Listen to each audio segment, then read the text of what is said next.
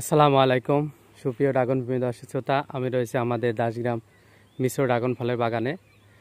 দেখছেন আমাদের এই যে অক্টোবর নভেম্বরে যে আমরা গাছগুলো রোপণ করেছিলাম সেগুলো প্রায় সবগুলোই কিছু বাদে পিলারের মাথায় উঠে গেছে। আমরা টায়ার ঝুলিয়ে দিচ্ছি আস্তে আস্তে, যে দেখতে পাচ্ছেন আমরা টায়ার ঝুলিয়ে দিচ্ছি। মাশাআল্লাহ গাছের গ্রোথ ভালো আছে। তো আজকে এপ্রিল মাসের 8 তারিখ 2024 সাল। বাগানে দেখুন আগেকার গাছগুলো ফুল আসার জন্য রেডি হয়ে আছে। ইনশাল্লাহ ফুল চলে আসবে খুব দ্রুতই।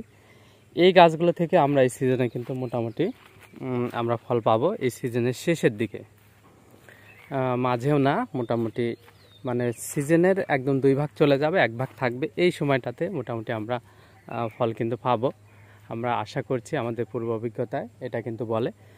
তো আপনাদেরকে ভিডিও আমরা দিতে থাকবো।